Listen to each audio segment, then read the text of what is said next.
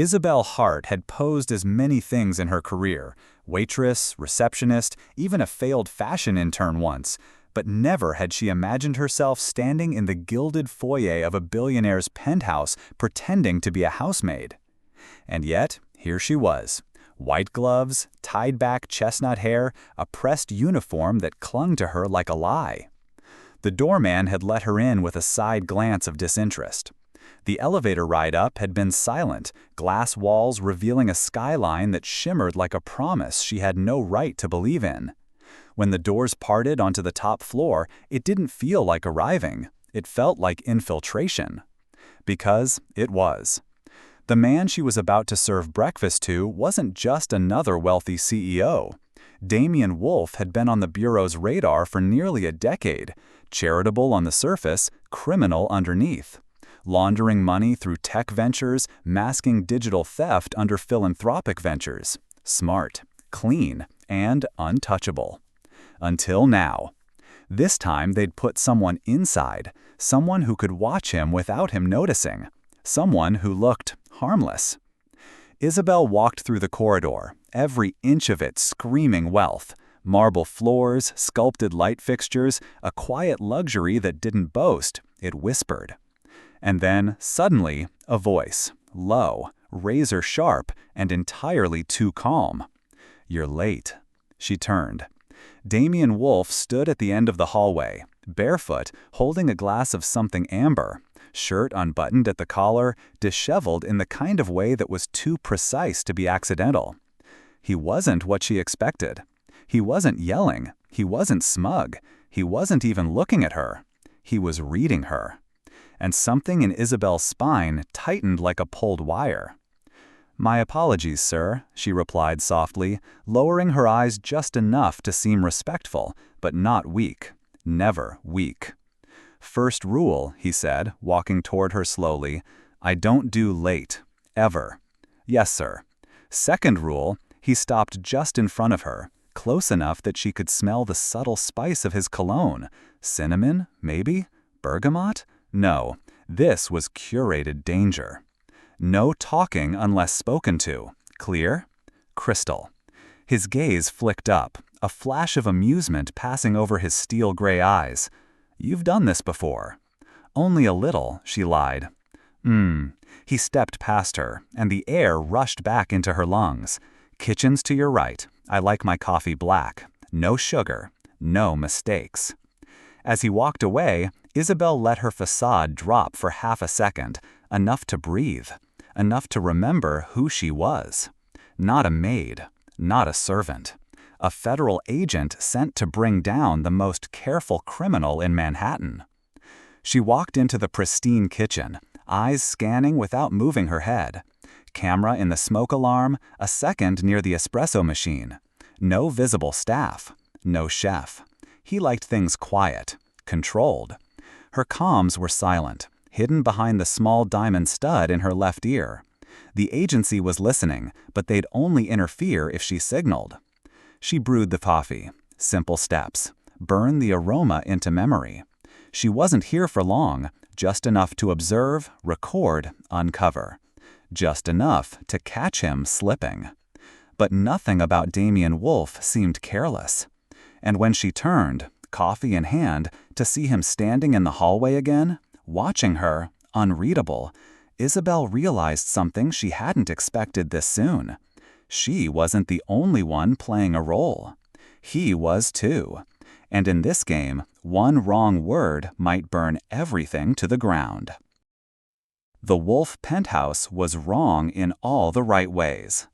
Isabelle noticed it by the third day. There were no photographs, no clutter, no forgotten mugs or paper trails. It was sterile, like a luxury hotel suite that someone had never truly lived in.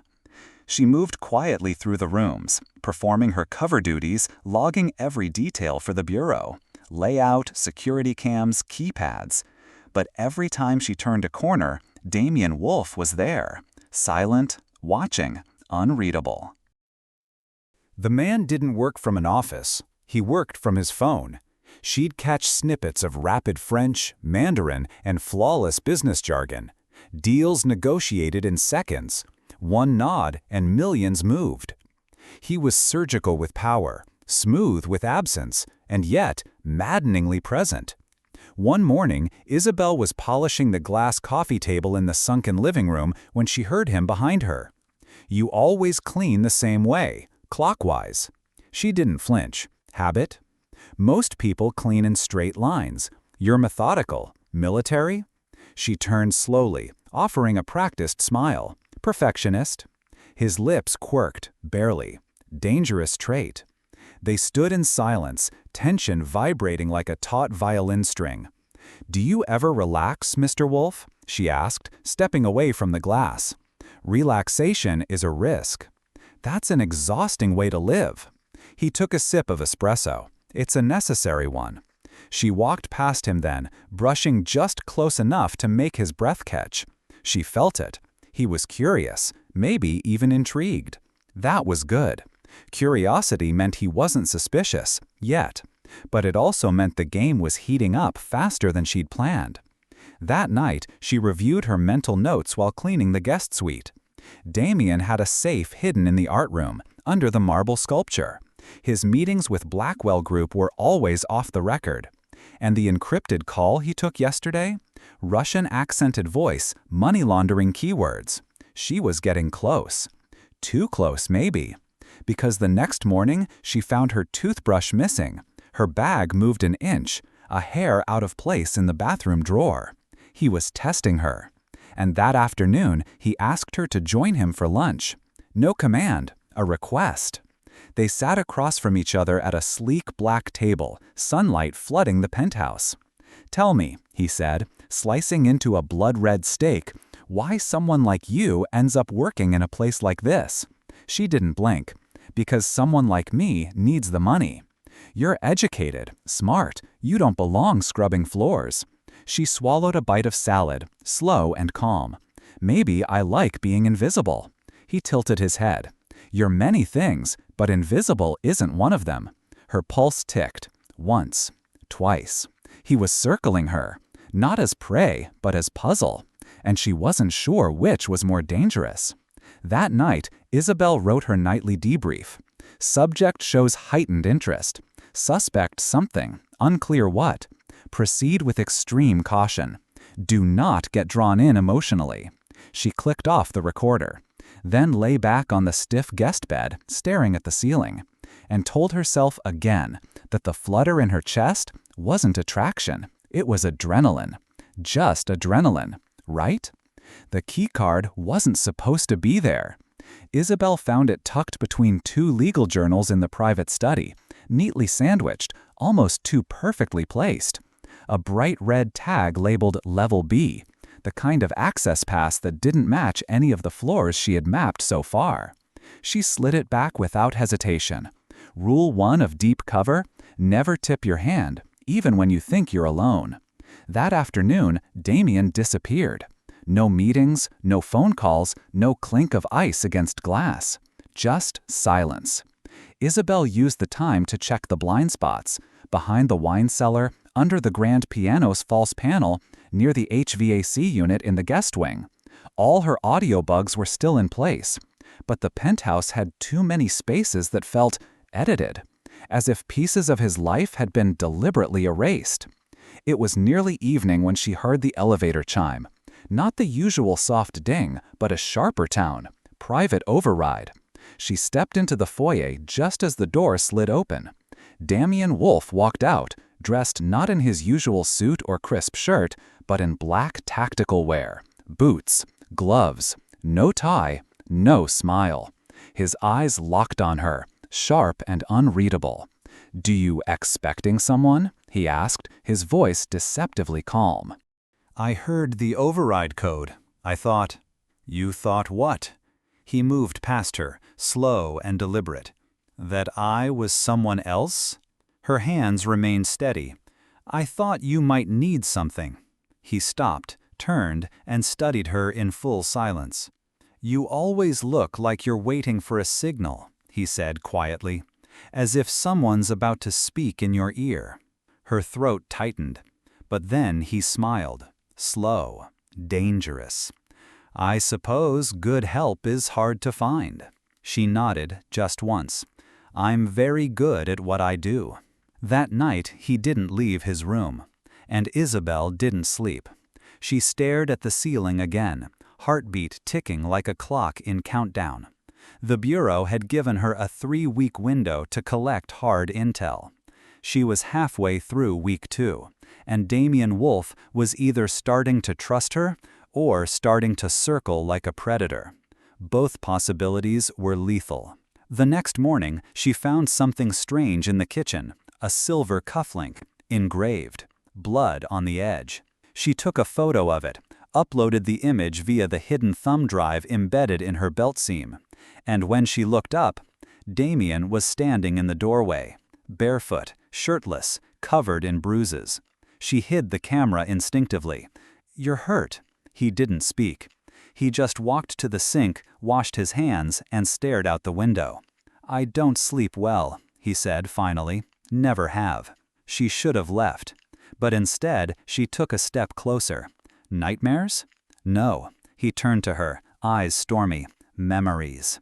Silence hung between them like smoke.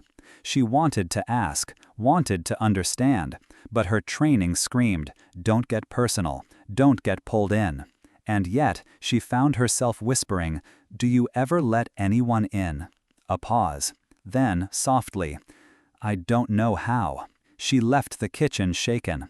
Not because he was dangerous, but because, for the first time, she didn't feel like she was pretending. And that was the most dangerous thing of all.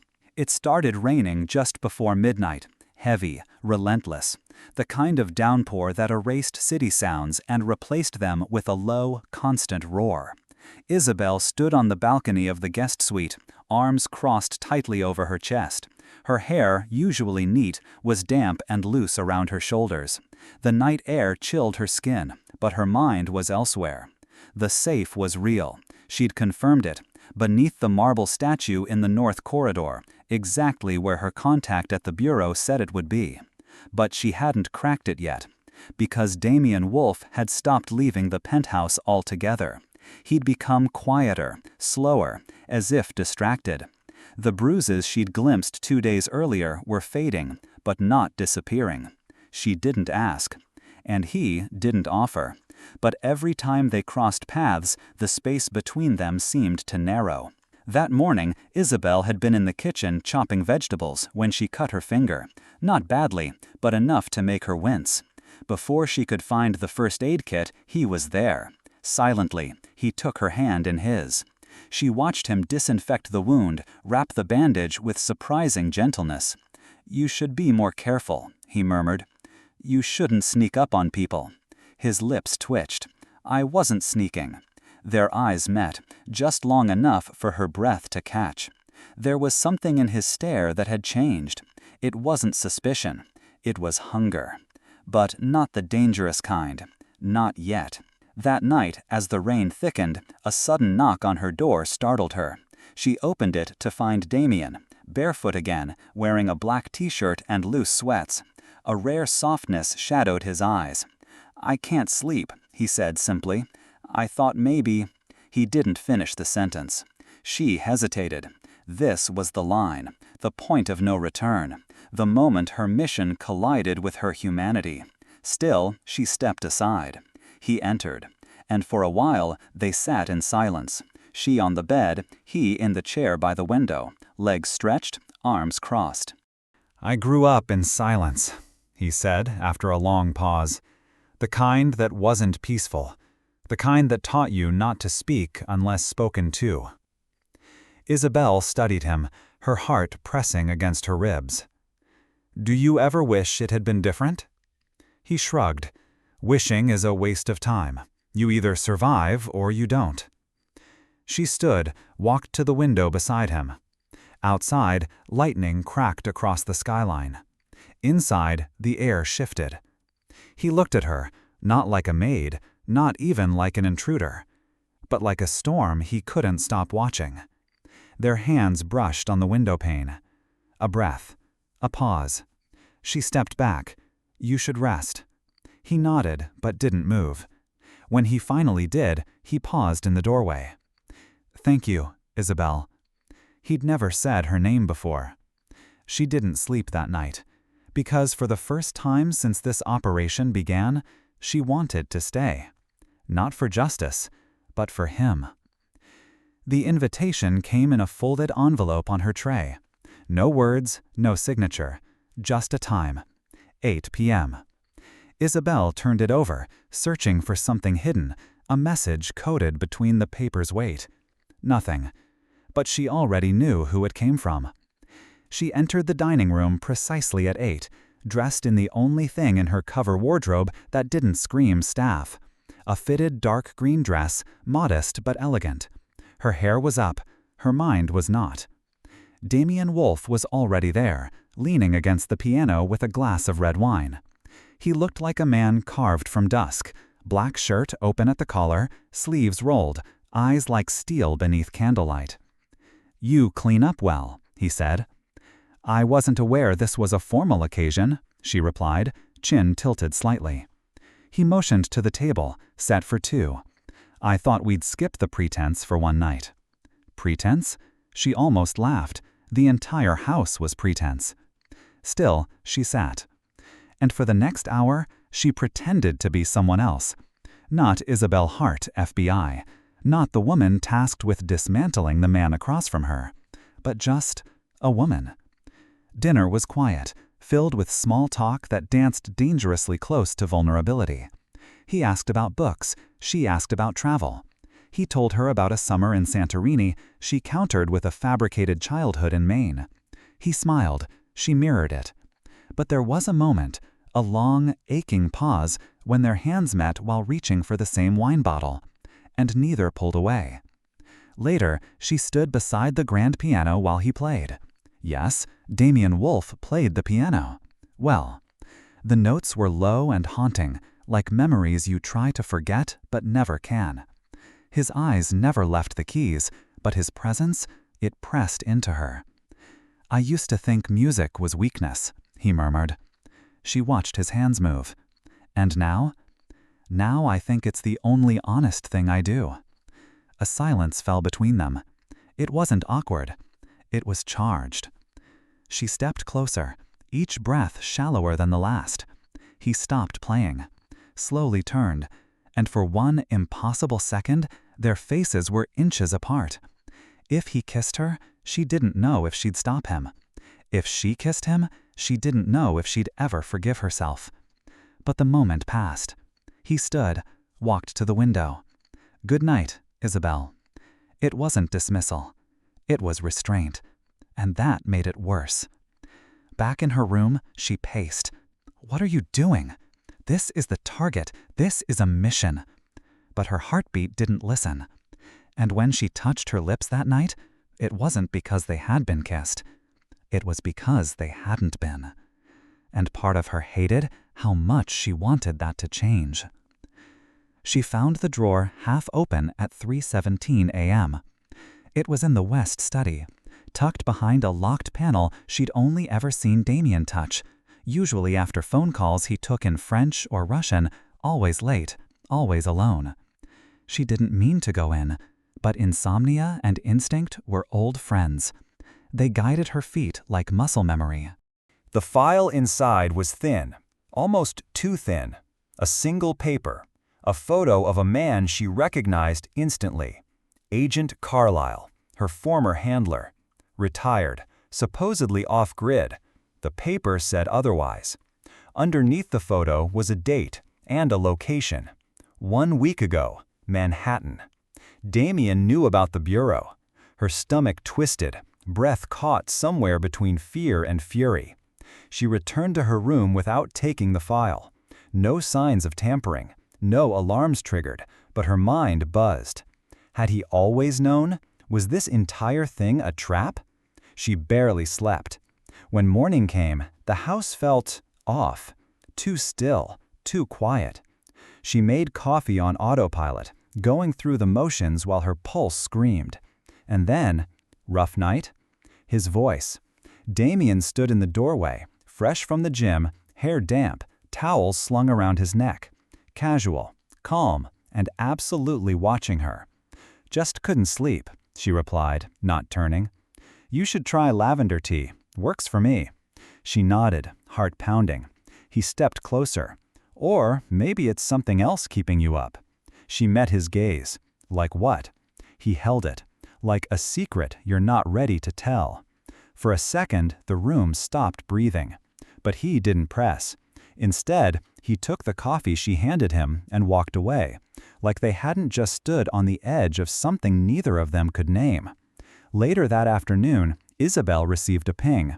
One blink in the mirror, the bureau's hidden comm activated. "Isabelle, urgent. Wolfe knows about Carlyle. Abort if compromised." She didn't respond. Couldn't. Because deep down, she wasn't sure what compromised meant anymore. That evening, she found Damien in the library, reading. Alone. Legs crossed, whiskey untouched beside him. She leaned against the doorframe. "Do you ever stop working?" He looked up. "Do you?" A pause. Then she said, almost too softly, "If you knew someone was lying to you, what would you do?" He closed the book, slowly, stood, walked toward her, stopping only inches away. "That depends," he said. "Are they lying to protect themselves or to protect me?" Her breath caught. He reached up, brushed a strand of hair from her cheek, then turned and walked away.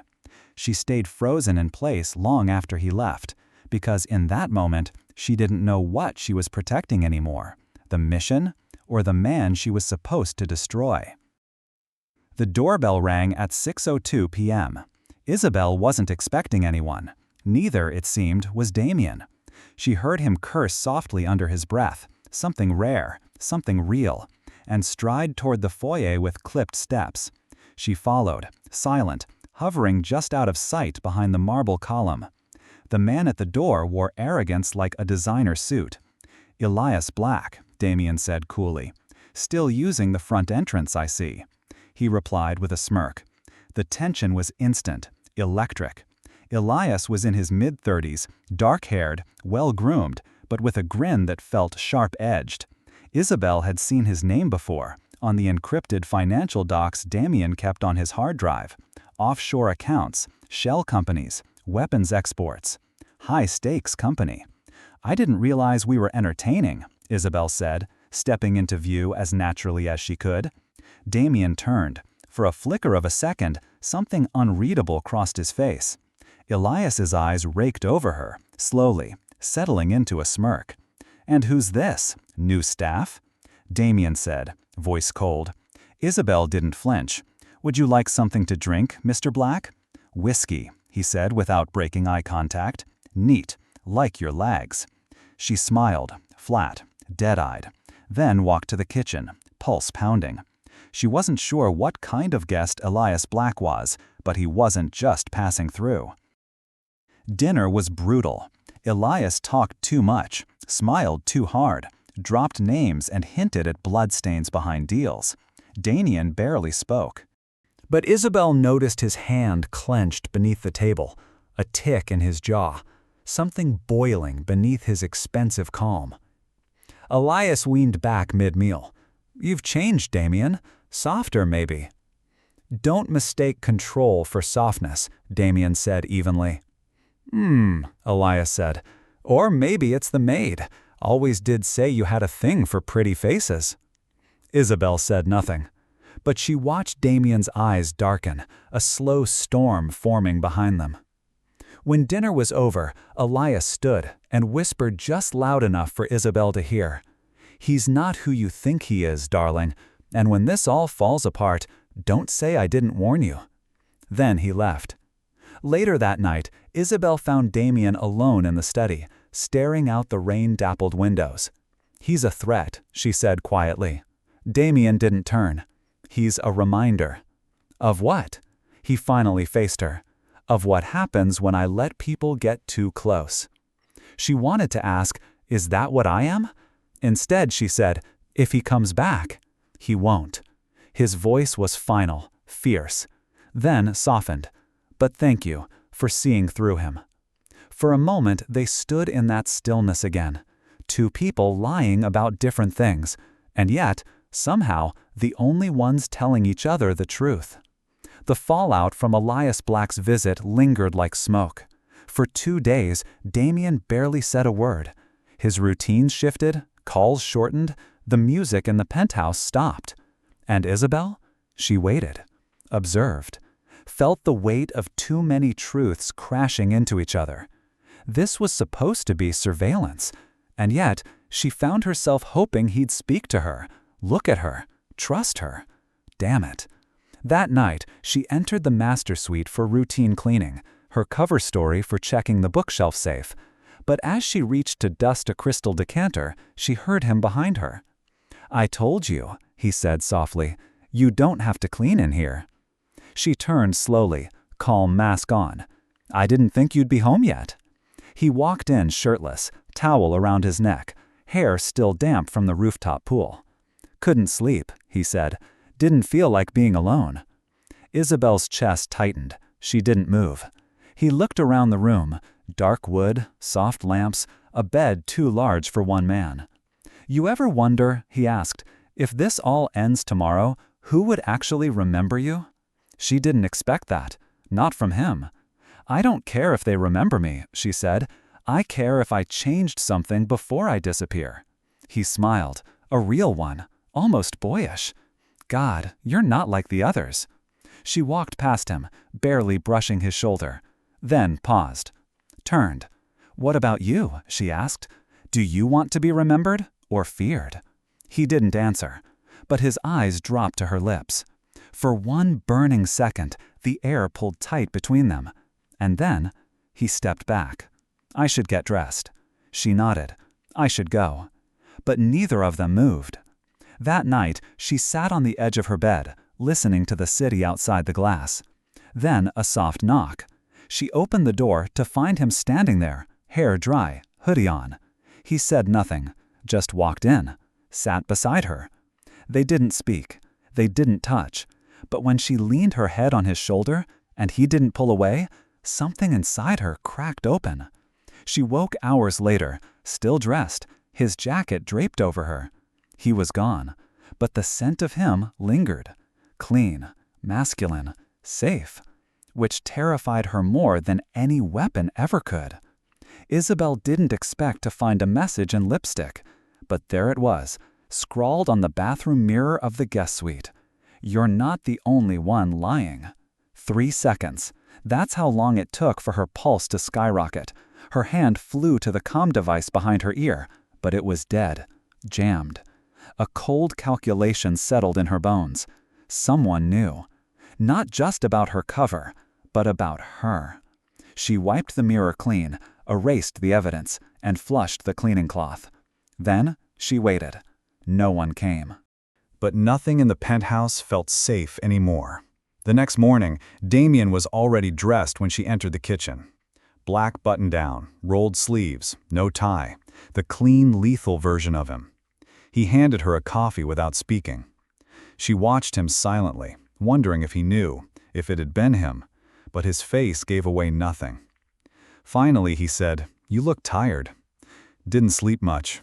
"Me neither." He leaned back against the counter, studying her. "Do you trust me, Isabelle?" She blinked. "Why would you ask that?" "Because," he said, voice quiet, "I had a dream last night. You were standing at the foot of my bed, holding a gun." A beat of silence. "And were you afraid?" she asked. "No," he replied. "I was disappointed." She didn't know what to say to that, so she said nothing at all. That afternoon, she received an anonymous drop, a burner phone tucked inside a laundry bag. One message, one image, a photo of her brother walking home from school. Her throat tightened. The meaning was clear. They knew who she was, where she came from, what mattered. This wasn't just about Damien anymore. Someone else was in the game. Someone who wanted her compromised or removed. That evening, she walked into Damien's office without knocking. He looked up, startled, but said nothing. She stepped close, too close. "I need you to tell me something," she said, voice low. He held her gaze. "Anything." "Are you working with someone behind my back?" He raised a brow. "What makes you think that?" She swallowed. "Just answer me." "No," he said, slowly. "I'm not." Her heart beat too fast. Her instincts screamed. But still, she wanted to believe him. Later, she sat in her suite, staring at the photo of her brother. Then she picked up the burner phone, turned it off, and smashed it beneath her heel. One thing was clear. She couldn't leave. Not yet. Because someone out there was playing a deeper game. And Damien Wolfe was no longer just the mission. He might be the only one who could help her survive it. The alarm went off at 2:11 a.m. Not the silent one Isabelle had planted. Not the hidden sensor rigged by the Bureau. But the real one. Shrill, urgent, mechanical. She was up in seconds, heart slamming, gun holstered at her thigh out of habit. Smoke. Not fire, not yet, but the scent of it curled through the air like a warning. She found Damien already in the hallway, barefoot, shirtless, phone in one hand, pistol in the other. His eyes locked on hers. "North corridor," he said. "Kitchen vent. Controlled burn. Someone triggered it." "Inside job?" He nodded grimly. "Or someone with access." Their eyes met. No one spoke the word aloud. "You." 10 minutes later, the fire was out. Minimal damage, no casualties. But the damage wasn't the kind you could see. The perimeter security had been cut for precisely 3 minutes, long enough to copy a hard drive, or plant something worse. By sunrise, the penthouse had shifted. Doors locked sooner. Cameras blinked more frequently. Rooms that used to feel open now seemed watched. And Damien? He was different. Not louder, not colder, but sharper, focused, like a man preparing for a war he thought he'd already survived once. That night, she found him in the rooftop garden, an impossible space of green above the steel skyline. The air was cool. His back was to her, but he didn't startle when she approached. "I used to come here when I was a kid," he said softly, "before the city swallowed me whole." "You had this view as a child?" He let out a low laugh. "Not this exact one, but I always knew I'd get here, or die trying." She stepped beside him. "Are we still pretending I'm just the maid?" He turned to her, slowly. "No." A beat. Then, "Are you still pretending I'm just the target?" She didn't answer. Didn't need to. Because in the next second, his hand was in her hair, his mouth almost, but not quite, on hers. And God help her, she leaned in. The kiss wasn't soft. It was heat and teeth, and every rule she'd sworn to follow shattering in her chest. When they pulled apart, breathless, stunned, Damien whispered, "I've never trusted anyone, but I'd burn everything down to keep you safe." Her heart fractured, because she knew what was coming next. Her next bureau drop was in 24 hours. Her report was due, and she was no longer sure whose side she was on. The air between them had shifted. Every glance now lingered too long. Every brush of fingers carried a silent dare. Isabelle had kissed targets before. Seduction was part of the job, a tool. But this was different. Damien Wolfe wasn't just lowering his walls. He was handing her the keys. The following morning, she found herself moving through the penthouse like a ghost, silent, haunted. Her usual confidence replaced by something far more dangerous: hesitation. She should have written her report. She should have logged the kiss, the intel, the risk. Instead, she walked into his bedroom without knocking. He was there, still in bed, shirtless, a lazy morning shadow across his jaw. "Couldn't stay away?" he asked, voice like velvet pulled tight. "I need to talk." He sat up, slow and deliberate, and suddenly she forgot everything she'd come to say. They didn't talk. Not with words. His kiss was slow, like he was memorizing her. His hands reverent, searching, careful. She let go. Of the mission, of the bureau, of logic. For the first time in years, she let herself feel something real. Afterward, they lay tangled in silence, his hand on her hip, her face against his chest. He spoke first. I don't let people in. I know. I've hurt people. I know that too. I don't deserve you." She lifted her head, met his eyes. "No," she said softly, "you don't, but I don't deserve this either." A pause. Then he asked, "Who are you, Isabelle?" The question landed like a gunshot in her chest. She forced a smile. No one you'd believe. But deep down, she wanted to tell him everything. That night, she slipped into the wine cellar and activated the drop signal. 3 beeps. 1 flash. Message confirmed. The bureau would expect a full briefing, but she only sent 1 sentence. "He's not the man we thought." Upstairs, Damien stared out at the skyline, hands in his pockets, mind spinning. He'd planted the lipstick message. He'd faked the fire. And now, she was folding, just like he predicted. But what he hadn't predicted? How much it would matter. Because Damien Wolfe wasn't looking for a spy. He was looking for someone who'd stay. And that made her the most dangerous person in his life. Isabelle didn't sleep. Not really. She lay in Damien's bed, listening to the rhythm of his breathing beside her. Slow, steady, too trusting. His hand rested over her hip, warm and weightless, and she stared at the ceiling, wondering how the hell she'd gotten here. She'd broken the rules, compromised the mission, fallen for the man she was supposed to dismantle.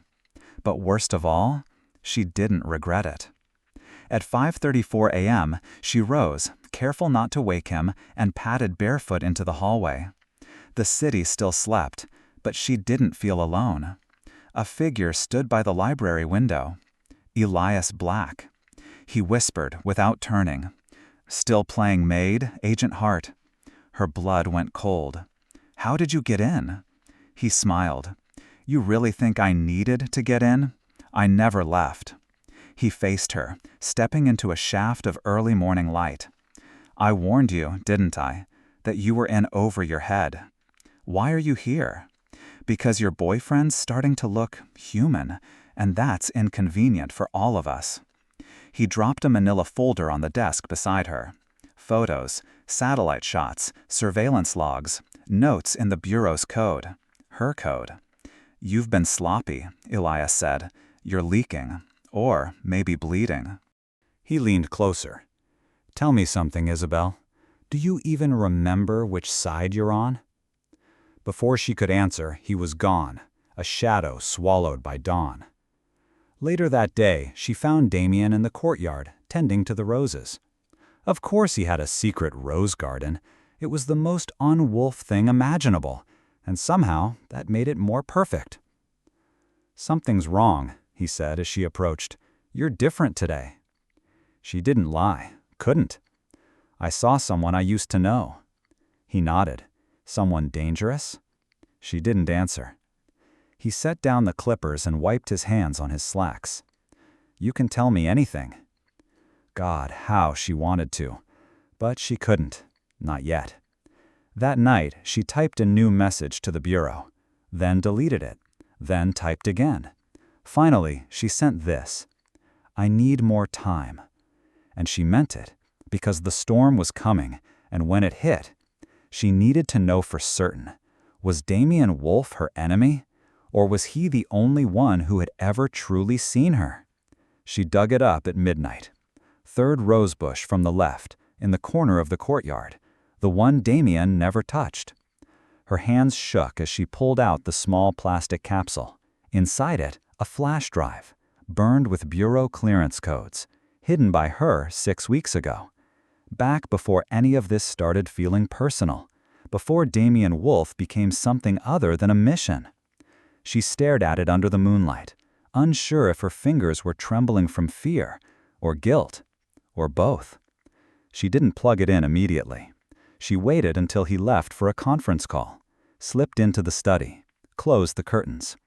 She slid the flash drive into Damien's encrypted terminal. It loaded. Quickly.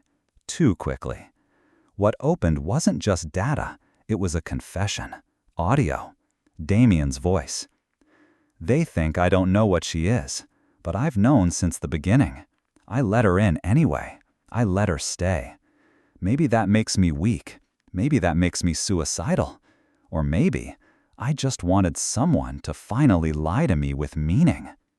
The air left Isabelle's lungs. She ripped the drive out, shut the terminal. She sat there for a long time, staring at the darkened screen. He knew. He'd always known. That night, she found him on the rooftop again, drinking. Rain fell lightly, misting his shoulders. "You knew," she said. He didn't look surprised. "I did." "How long?" He sipped his whiskey. "Since day 3. You held the mop like a Marine." Silence. Then, softly, "Why didn't you say anything?" He turned to face her. "Because I wanted to believe that even if you were here to destroy me, a part of you might stay." She stepped closer. "There is a part of me that wants to." Their eyes locked. Neither moved. Then, slowly, his hand came up, fingertips brushing her jaw. She leaned in. This time, the kiss was different. Not rushed, not accidental. It was real. But beneath it, heartbreak brewed. Because truth lived in that rooftop silence. And the truth was this: they were already too far in.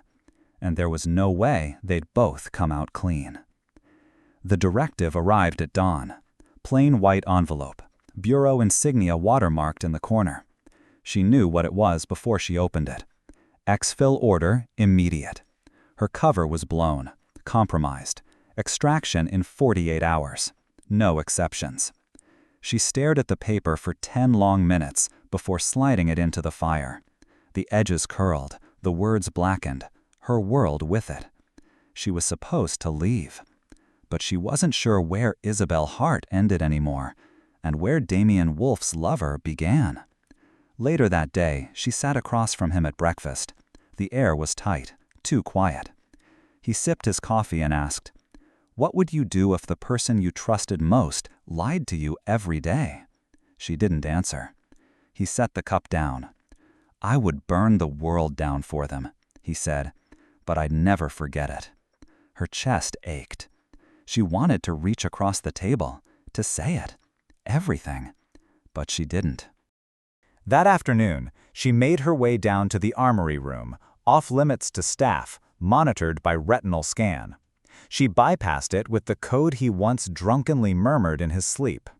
Inside, surveillance servers, weapon lockers, black site documents, and a single file labeled Operation Glass Veil. She opened it. Photos of her, from before the assignment, her real name, her bureau ID, and underneath, one damning note in Damien's handwriting. "If you're reading this, Isabelle, then I chose to let you in." She stood frozen, breath gone. He'd known everything, not just what she was, but who, and he'd let it happen anyway. That night, as the wind screamed against the penthouse glass, she found him waiting by the piano. "I read the file," she said. He didn't move. "I figured you would." "So you planned this?" "No," he said, voice low, "but I planned for the possibility. What I didn't plan was you." A pause. Then, almost broken, "Do you love me, Damien?" The silence cracked like a gunshot. And then he whispered, "I think I always have." Her hands shook, because she knew what came next. The bureau would come, with force, and she would have to choose. Between duty and desire, truth and betrayal, the mission or the man. The extraction team came at 3:42 a.m. Black SUVs, silencers, no lights. Standard bureau procedure for recovering a rogue agent. Except this time, Isabelle wasn't running. She met them at the north entrance, alone, unarmed, wearing the same silk blouse Damien once said made her look dangerous in the softest way. "Agent Hart," the team lead said, stepping out, "your window is closing." Behind him, 4 men waited, armored, faceless. Isabelle didn't flinch. "I'm not leaving." "Not your call anymore." She took a step forward, voice cold steel. If you touch him, I will burn every clearance code I've ever had and turn this city into a minefield of truths the Bureau can't bury." The team leader's jaw tensed. "We thought this might happen." He reached into his coat, pulled out a photo. Her brother. Taken today. A timestamp in the bottom right corner. The message was clear. Comply or lose everything. In the penthouse, Damien waited by the window, already dressed. He'd known. Of course he had. "You came back," he said softly. "I never left," she whispered. He stepped toward her. "So what now?" Her voice cracked. "Now we decide if we run or fight." His eyes searched hers. "Why?" He took her hands. "Because I'd rather die beside the woman who betrayed me than live without the woman who loved me." They didn't run. They fought. Together. She triggered a countermeasure, EMP blast, wiped the surveillance grid. He called in debts that only men like Damien Wolfe could collect. And for once, love and vengeance walked the same path. The Bureau didn't get their clean extraction. What they got was a public scandal. A data dump of classified operations leaked from a ghost server no one could trace. And Isabelle? Gone. Vanished with Damien Wolfe into smoke and myth. Some say they fled to Argentina. Others whisper about a black market empire in Morocco. No one knows for sure. But one thing is certain. They chose each other. Not the mission. Not the government. Each other. And in the end, that was the one line neither of them ever crossed again.